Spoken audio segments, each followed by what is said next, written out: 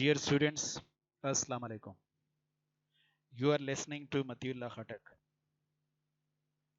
Our topic is Lincoln Gorge, an essay written by Topeng Ching. A brief description of the story tells us that it deals with a very important aspect of our lives. Here, the writer guarantees the success and progress of a country unstoppable if each member of this large family is devoted selflessly to the task assigned to him. One must try his level best to take to completion the responsibility that has been demarcated for him. And the same thing is expressed, is said by our national poet Allama Muhammad Iqbal in a single couplet where he says, अफराद के हाथों में है अक़वाम की तकदीर, अफराद के हाथों में है अक़वाम की तकदीर, हर फर्द है मिल्लत के मुकद्दर का सितारा. So, each individual is responsible for the progress and prosperity of his nation. We have certain objectives to achieve from this lesson. So, at the end of this lesson, you must be able to know that devotion to duties and responsibility assigned is indispensable. So, devotion should be shown to duties and responsibilities which are assigned to individuals, and that the value of an individual's work cannot be neglected. Each individual is important if he contributes to the progress and prosperity of a nation, and each person ought to contribute to the country's progress. Each person should play his role in the progress of his country. And the last one, hard work never goes unpaid. So these are the objectives which you must keep in mind while listening to the video lecture. In our previous lecture toward the end, we came to know that the writer was extremely in bad situation as he entered the Lincoln Gorge. His state of mind at that time was pulsating with tension, and he told us that there were many reasons. The first, which he told us, that he couldn't see even a patch of the sky during a full daytime.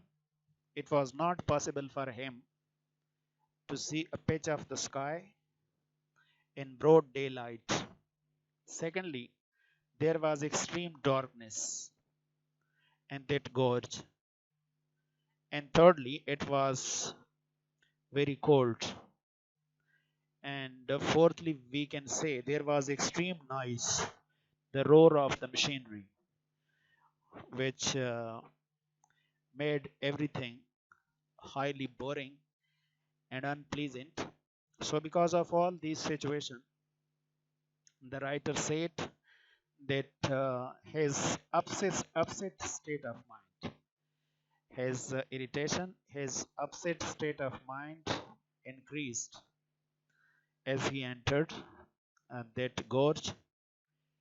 Let us see what happens in this in these paragraphs. Hungry. So the first word that we can notice over here, that he says he was hungry, and as a result he was feeling cold. It was cold. He was hungry and it was cold.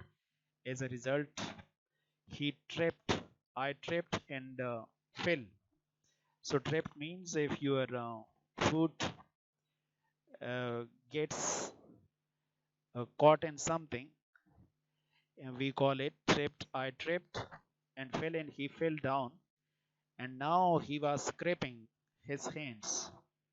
So he was rubbing his hands and against the ground.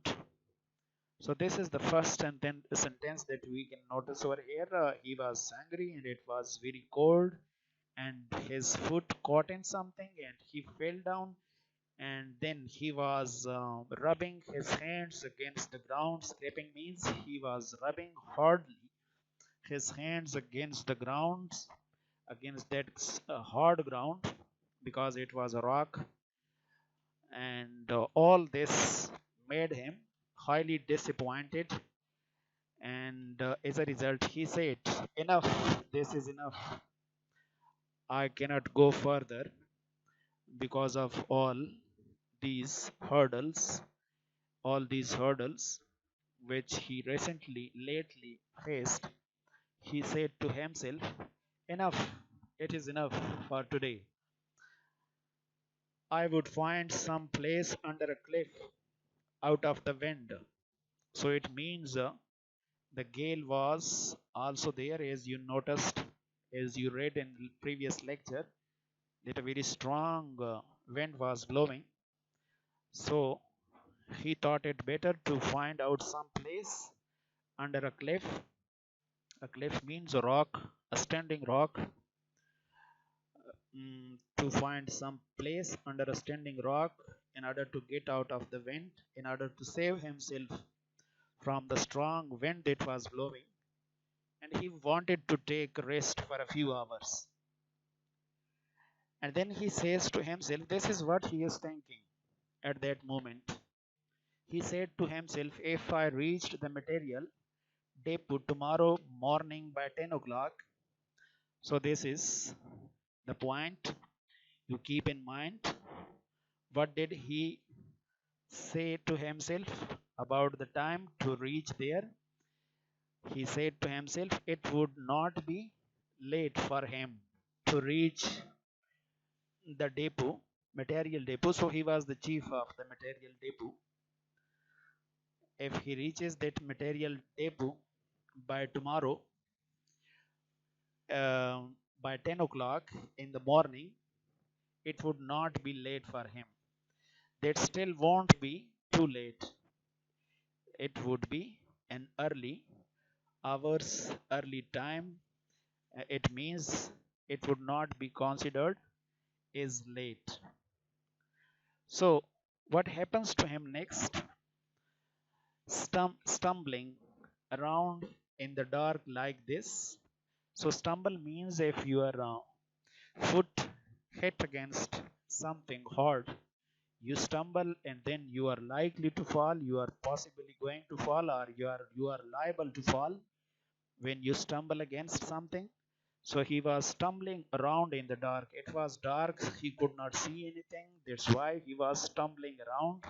He was he was hitting one stone, or a hard thing, and then another, and this is darkness all around him. This is why he says, I was going to fall. I was liable to fall. Liable means I was likely, I was possibly going to fall into some deep ravine. Ravine means into some deep valley with high slopes, very much like a gorge. So he says, I was stumbling, and there was great possibility that I may fall into some deep ravine and to some deep valley with extremely steep rocks, sides, slopes, and that would be the end of this material department chief. And so this would have been the end, the last day, being the chief of this material department chief, being the head of this material department chief. So it would have been the last day of my services in this department is the material department chief. And then he says a very funny thing, I would have been to put up on the used up list, and they would have included my name in the used up list. used up things which are discarded thing, they are no more useful. Used up things, second hand things. And he says, so they would have enlisted my name in that list as a discarded thing. So he is going through a very hard situation which requires a lot of passion to continue. And under such bad condition, a ray of hope came to him. And what is that ray of hope? He noticed a path that was leading to a cave in the cliffside. A path he noticed, and that path was leading to a cave. As you can see, there was a path, and that path was leading to a cave. This cave in the cliffside.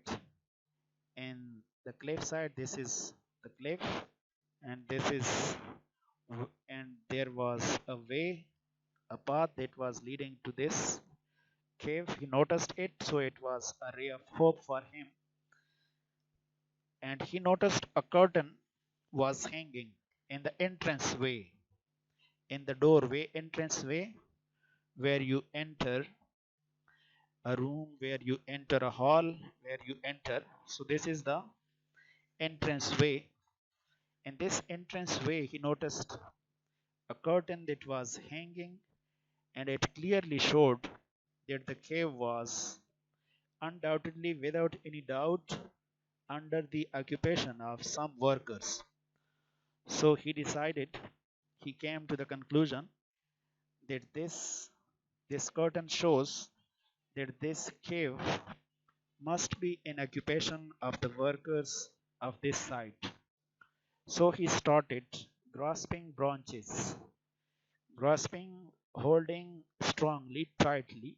You can see holding strongly or tightly branches of the trees that were growing along the path. And with the help of these branches, he pulled himself up to the door and entered. Hold up means pulled up with a lot of effort. So he was holding one branch and then the other and then the other, and like this, along the steep path, along that slope, he pulled himself up to the door and entered that cave. There he saw something very strange. A very strange thing he noticed. What was the strange thing? He saw a small, seated on a small stool in the doorway was a little boy. He saw a little boy that was sitting on a small stool in the doorway, 7 or 8 years old. So keep this age of the boy in mind, that he is how many years old, how old he was. So you must keep in mind that he was 7 or 8 years old, and he was placing his elbows on his knees, his elbows or on his knees, and with the help of his hands, he was supporting his face in his both of his hands, and he was supporting his face in his hands. So the image should be clear in order to understand the sentences. He is 8 years old, sitting on a small stool in the doorway, and he is placing his elbows on his knees, and in his both hands he was holding, he was supporting his face, and his cheeks were red. One thing more that you can see, his cheeks were red. Why are his cheeks red? The question is because of the cold. Because it was extreme cold, and because of the extreme cold, his cheeks are red. But he kept on. doing his duty because his parents had told him that you should take care of your little baby sister. In their absence, they were doing their duties.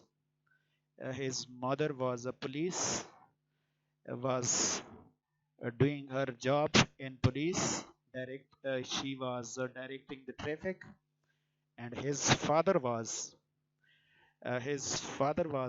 blasting the mountains with dynamite, explosive material, and he was asked to do his job to take care of his little sister.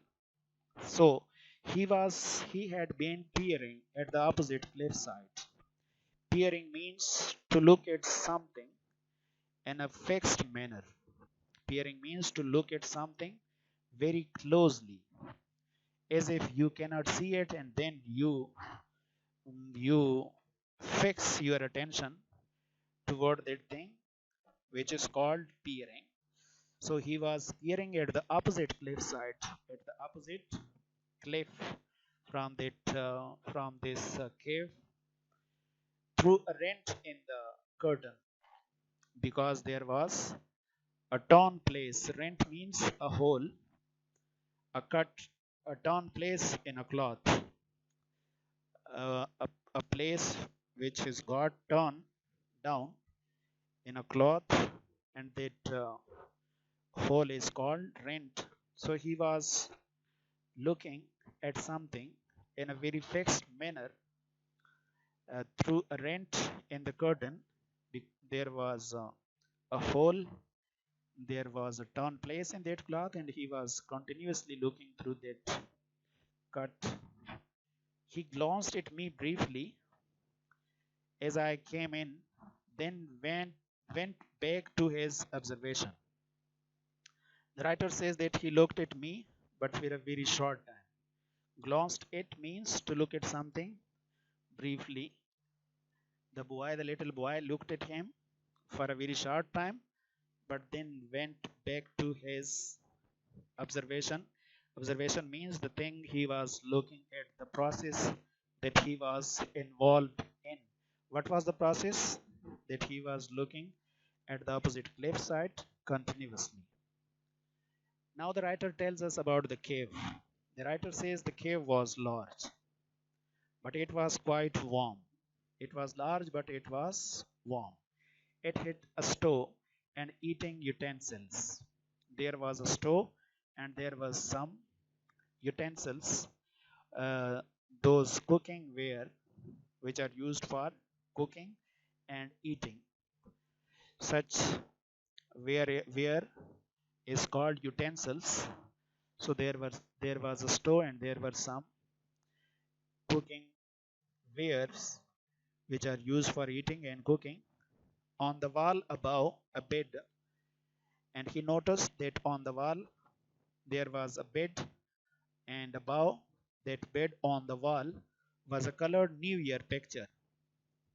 He noticed that there was a colored New Year picture. New Year means of that year in which the writer uh, visited that cave. A New Year picture of chubby children pulling the turnip. Chubby children, fat children. Chubby means making a round shape. Chubby, you can slightly fat. So, chubby children having round faces, such children are called chubby children, which are very attractive. Such children are called chubby children.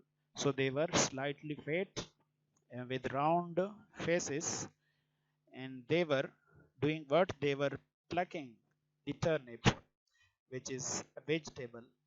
A turnip they were plucking in that picture. You should keep this picture in mind, that there were those chubby children and they were making this mischievous, naughty movement, that they were plucking the turnip. But all this was there on in the picture. All the walls had been papered with old newspaper. So all the walls, it means the whole cave, where they were living, the walls were completely covered with old newspaper, and they had got blackened by smoke from the stove. Now these newspaper had got in these walls as well blackened because of the smoke that was rising from the stove. I asked this boy, why isn't anybody home? Is there nobody at home? I asked, shaking the snow from my coat in heat. And at the same time, I tried to soak the snow from my coat in my head. The little boy turned his head. He looked toward me. His eyes flashed. His eyes were looking very bright, flashed. They were throwing out light. And he asked me, aren't I anybody, uncle? Don't you see? Am I not somebody? You're asking me, isn't anybody home? Don't you see that I am not anybody? I am very something. He rose and walked towards me. And then the writer says he left his seat and he started walking toward me, his hands behind his back. He was holding his hand behind his back, his chest extended, and his body, he stretched it. He stretched his body, he thrust forward his chest as if to say, as if he was going to say to me, not only am I somebody, I'm not only somebody, I am a very grown up somebody. मैं बहुत कुछ हूँ. मैं सिर्फ कुछ नहीं हूँ बल्कि मैं बहुत कुछ हूँ. I cupped his round little face in my hands. Cupped means to making a round shape. He his round little face was was held by the writer in both of his hands. Cupped his round little face in my hands. I hold his round little face in my hands. You are pretty sharp. You are very intelligent. Young imp. Imp is used for, which is informal, used for you are a mischievous boy. You are very naughty boy. You behave very badly. It is used for a boy who behaves very badly. जैसा कि हम कहते हैं कि तुम बड़े शैतान लगते हो, बड़े शैतान हो. Similarly, the writer said to him, you are pretty sharp, you are very intelligent, you are very quick, but you seem to be very mischievous, very naughty, and you behave very badly. So as I told you, जैसा कि हम इस्तेमाल करते हैं, तुम बड़े शरीर लगते हो, बड़े शैतान लगते हो. When he heard this from the writer, he pushed his hands aside. He removed his hands from his face, doubling up his fists, and he made up a fist. He cocked his head to one side and demanded. Cocked means he raised and bent to one side. उसने अपने sir को सीधा करके एक तरफ झुकाया and then asked me, who are you calling me imp? Why do you call me imp? Why do you call me a naughty boy or a mischievous boy? I have a name. मेरा अपना नाम है. Pointing at the baby girl asleep on the bed, and then he pointed to the baby girl that was sleeping on the bed. He informed me, he had told me her name is Pao Ching. Her her sister name is Pao Ching, and mine is Cheng Yao, and my name is Cheng Yao. The writer tells us that there is no doubt about it. There is no doubt about what? That these cats had these names because the workers liked to name their children after the projects where they were born.